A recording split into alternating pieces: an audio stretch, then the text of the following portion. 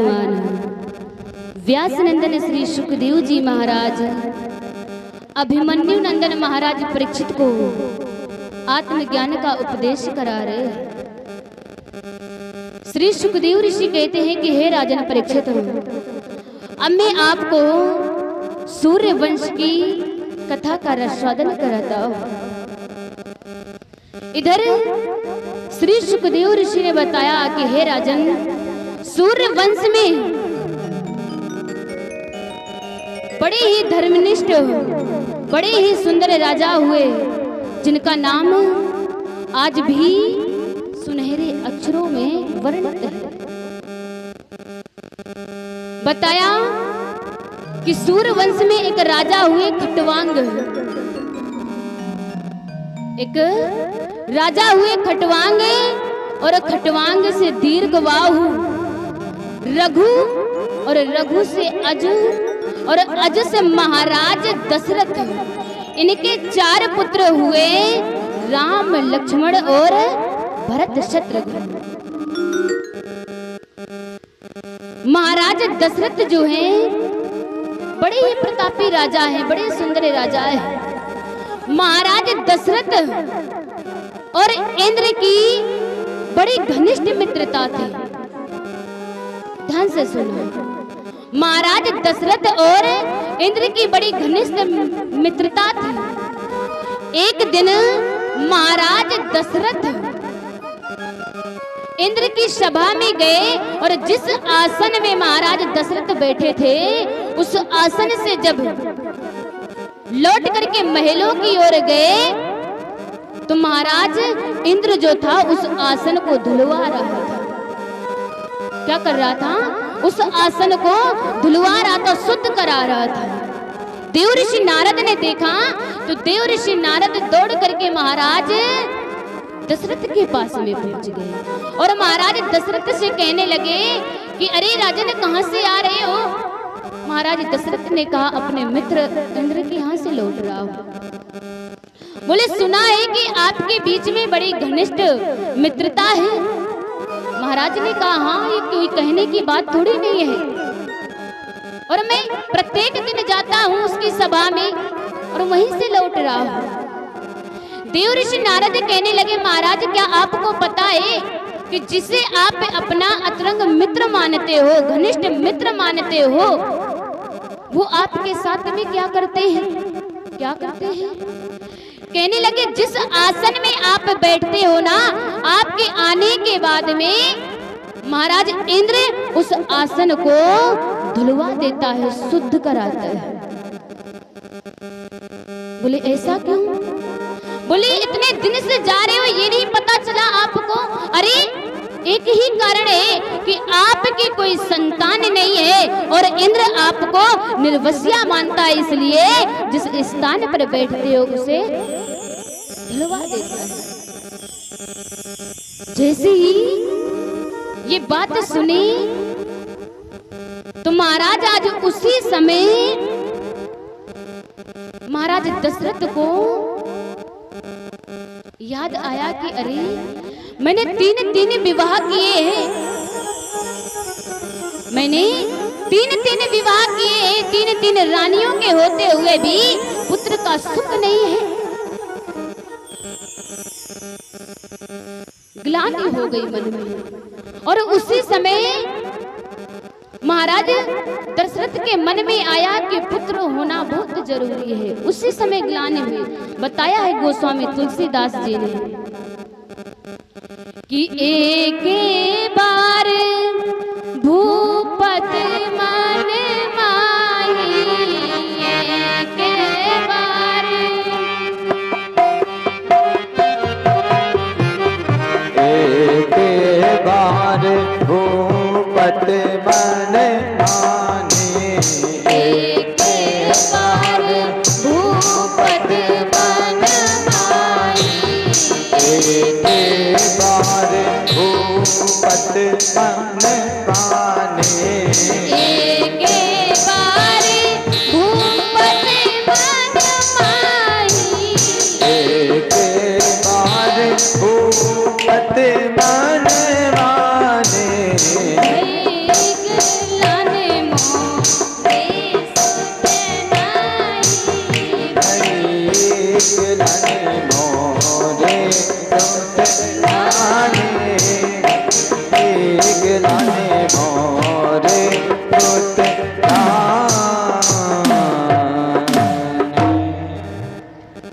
समय महाराज दशरथ को ये ग्लानि हुई कि मेरी कोई संतान नहीं है। तभी महाराज दशरथ को अपने गुरुदेव की याद आ गई और दौड़ते हुए गुरु वशिष्ठ जी के पास में पहुंचे और गुरु वशिष्ठ जी को प्रणाम किया है। जैसे ही गुरु वशिष्ठ जी को प्रणाम किया, गुरु की याद आई, दौड़ते हुए पहुंचे। गुरु गृह गयो तुरंत महिपाला, चरण लाग कर विनय विशाला। प्रणाम किया और प्रणाम करते ही गुरुदेव से बोले कि गुरुदेव, मेरी कोई संतान नहीं है, मैं चाहता हूं कि मुझे भी पुत्र का सुख प्राप्त हो। और गुरुदेव, सब लोग कहते हैं कि तू निर्वस्या है, संतान नहीं हो सकती है। तो महाराज आज उसी समय वशिष्ठ जी ने कहा कि राजन, ये बात सत्य है कि तेरे ललाट की रेखाओं को देख करके, तेरा मस्तिष्क देख करके मैं बता रहा हूं कि तेरे जीवन में संतान का सुख नहीं है। अब तो महाराज दशरथ हट करने लगे। महाराज दशरथ हट करने लगे तो उसी समय वशिष्ठ जी ने कहा कि राजन, चिंता मत करो। जो लोग आपको निर्वस्या कहते हैं, रानियों को बांझ के करके बुलाते हैं, पता है आपके एक नहीं, दो नहीं, बल्कि 4 पुत्रों का सुख लिखा है। आप क्यों चिंता कर रहे हो? आपके तो 4 पुत्र होंगे। उसी समय वशिष्ठ जी ने कहा कि धरहूं धीर हुई है सुत चारी, त्रिभुवन विदित भगत भयहारी। कहने लगी कि धैर्य रखिए, एक नहीं, दो नहीं, बल्कि 4 पुत्रों का सुख लिखा है। उसी समय वशिष्ठ जी ने कहा कि राजन, जाओ और जा करके पुत्रेष्ट यज्ञ करो, पुत्रेष्ट यज्ञ कराओ।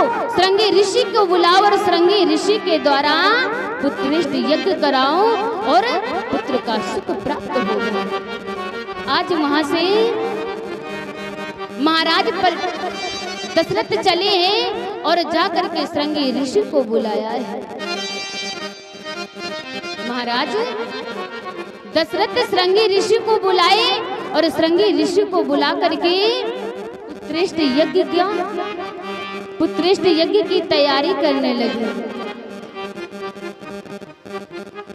गोस्वामी तुलसीदास जी ने बड़ा ही सुंदर भाव दिया है। श्रृंगी ऋषि वशिष्ठ बुलावा, श्रृंगी ऋषि वशिष्ठ बुलावा,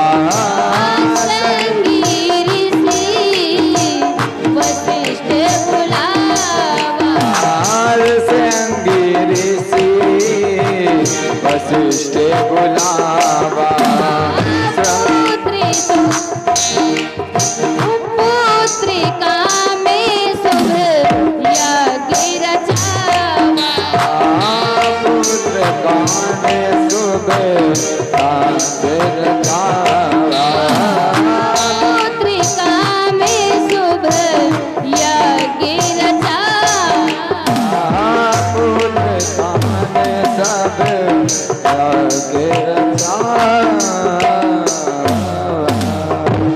कहा श्रृंगी ऋषि वशिष्ठ बुलावा, पुत्र काम में शुभ यज्ञ रचावा। उसी समय महाराज दशरथ लौट करके आए और श्रृंगी ऋषि को बुलाया, श्रृंगी ऋषि के द्वारा पुत्रेष्ट यज्ञ करवाया। और जैसे ही श्रृंगी ऋषि ने पुत्रेष्ट यज्ञ करना प्रारंभ किया, सारे ऋषियों ने मिलकर के आहुति दी। भगत सहित मुनि आहुति दीने, प्रगटे अग्नि चरु कर लीने। अग्निदेव प्रकट हो गए, हाथ में खीर का प्रसाद लेकर के। चरु माने खीर होता है। खीर का प्रसाद लेकर के प्रकट हो गए और महाराज दशरथ को दिया और कहा कि जाइए अपने अनुसार तीनों रानियों को ये प्रसाद खिला देना। महाराज दशरथ प्रसाद लेकर के वहां से चले हैं और जैसे ही प्रसाद लेकर के आए महाराज तो तीनों रानियों को बुलाया है और तीनों रानियों को बुलाने के बाद में उस खीर के 2 भाग किए हैं। खीर के 2 भाग किए हैं। बताया भी है अद्य भाग कौशल्या दीना पुनः भाग आधे कर दीना। उस खीर के 2 भाग किए। एक भाग मैया कौशल्या को दे दिया, पुनः भाग आधे कर देना। जो आधा शेष भाग बचा उसके 2 भाग कर दिए। एक भाग मैया कैकेयी को और एक भाग मैया सुमित्रा को दे दिया। इसके बाद में मैया कौशल्या ने विचार किया कि लगता है मेरे स्वामी मेरी परीक्षा ले रहे हैं। तो मैया कौशल्या ने अपने भाग्य से अपने भाग्य के 2 भाग किए। एक भाग तो स्वयं ग्रहण कर गई और एक भाग छोटी रानी सुमित्रा को दे दिया। इस प्रकार से मैया सुमित्रा को 2 भाग प्राप्त हुए और जैसे ही खीर का प्रसाद ग्रहण किया तो महाराज तीनों रानियां गर्भवती हो गई। खीर का प्रसाद ग्रहण करते ही उनके गर्भ में एक अलौकिक ज्योत जली और तीनों रानियां गर्भवती हो गई। धीरे धीरे समय व्यतीत हुआ। अब तो मैया कौशल्या के गर्भ में स्वयं भगवान, मैया कौशल्या के गर्भ से तो स्वयं भगवान प्रकट होने वाले हैं। तो मैया को सुंदर सुंदर स्वप्न आने लगे और जैसे ही समय पूर्ण हुआ तो महाराज आज मैया कौशल्या ने एक सुंदर से बालक को जन्म दिया है। मैया कौशल्या ने एक सुंदर से बालक को जन्म दिया है। आप प्रसाद लेकर के आई हो तो भोग लगा देना। प्रसाद लेकर आई हो तो भोग लगा देना। अभी जब स्तुति बोलेंगे तब आप भोग लगा देना। इधर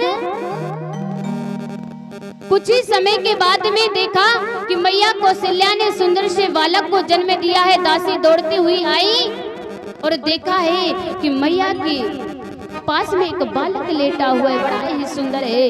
फिर दूसरी जगह से आवाज आई कि दूसरी रानी मैया कैकेयी ने भी एक छोटे से एक सुंदर से बालक को जन्म दिया है। दौड़ती हुई दासियां मैया कैकेयी के पास में पहुंची और कुछ ही समय के बाद में सुनने को मिला कि छोटी रानी ने 2 बालकों को जन्म दिया है। अब तो दासियां वहां से दौड़ी और छोटी रानी के पास में पहुंची। अब तो कोई गोरा कोई सांवला, इस प्रकार से भगवान आज महाराज दशरथ के यहाँ 1 नहीं 2 नहीं बल्कि 4 पुत्रों का जन्म हुआ है। और जब भगवान का प्राकट्य हुआ तो पता है कौन सा समय था? गोस्वामी तुलसीदास जी ने बताया है कि नवमी तिथि मधुमास पुनीता, नवमी तिथि मधुमास पुनीता, शुक्ल पक्ष अभिजित हरि प्रीता।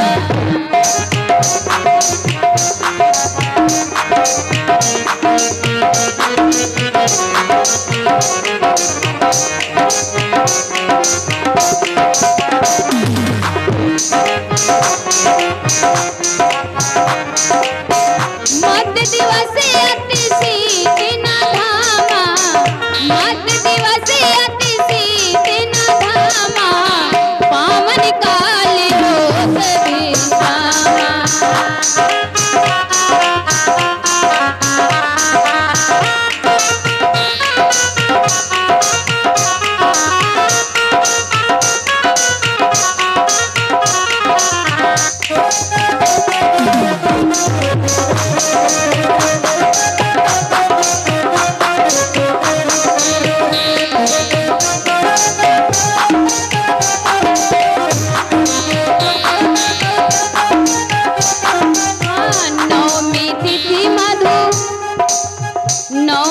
तिथि मधुमास पुनीता, नवमी तिथि मधुमास पुनीता, नवमी तिथि मधुमास पुनीता, नवमी तिथि मधुमास पुनीता, नवमी तिथि मधुमास पुनीता, शुक्ल पक्ष अभिजित हरि प्रीता, शुक्ल पक्ष अभिजित हरि प्रीता, शुक्ल पक्ष अभिजित हरि प्रीता, शुक्ल पक्ष अभिजित हरि प्रीता, शुक्ल पक्ष अभिजित हरि प्रीता। क्या बताया? नवमी तिथि मधुमास पुनीता, शुक्ल पक्ष अभिजित हरि प्रीता। नवमी तिथि है, चैत का महीना है, दोपहर के 12 बजे अभिजित समय पर रोहिणी नक्षत्र पर भगवान राम का प्राकट्य हुआ है। और जैसे ही प्राकट्य हुआ तो आज महाराज दशरथ के यहाँ आनंद की लहर छा गई। महाराज दशरथ के यहाँ आनंद की लहर छा गई। सभी लोग खड़े हो जाएंगे और भगवान के प्राकट्य की स्तुति, तत्पश्चात बधाई गीत और इसके बाद वे आरती। सभी भक्त अपने स्थान पर खड़े हो जाएं। प्रभु की सभी लोग खड़े हो जाइए, सभी लोग खड़े हो जाइए। बार बार कहना पड़ता है, भगवान का प्राकट्य हुआ है, कम से कम भगवान के लिए भगवान का स्वागत करिए। रे भगवान का प्राकट्य हुआ है तो सभी लोग बोलेंगे।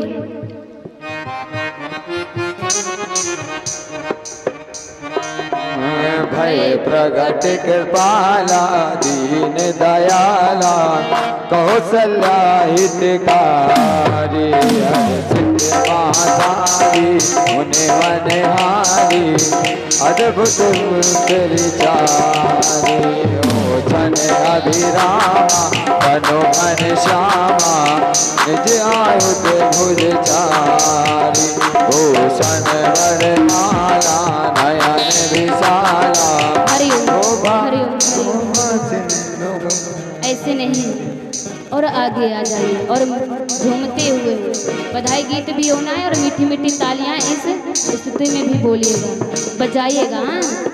भय प्रकट कृपाला दीन दयाला, कौशल्या हितकारी, हर्षित महतारी, मुनि मनिहारी, अद्भुत रूप विचारी,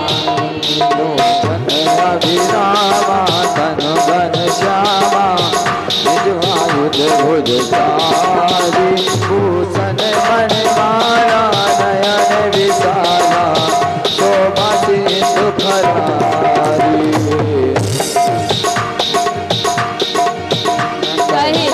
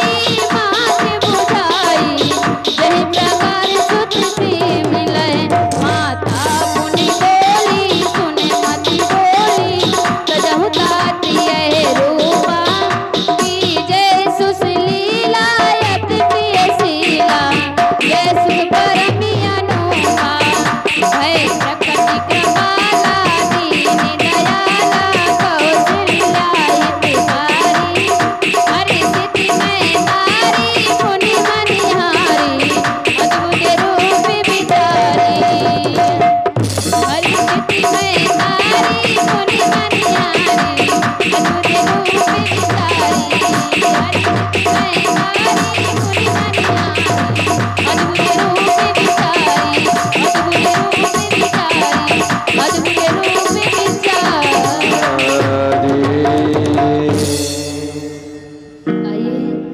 जो भी प्रसाद लेकर के आए हों वो प्रसाद का भोग लगाएंगे और एक बधाई गीत तत्पश्चात आरती भाव से जयकारा लगाएंगे। बोलिए रामचंद्र भगवान की जय हो। अभी आनंद नहीं आया और जोर से जयकारा लगा। ऐसे आनंद नहीं आएगा। बोलिए रामचंद्र भगवान की जय हो। क्या बात है। अब लगा कि नहीं आप लोग यहाँ पर हो। आइए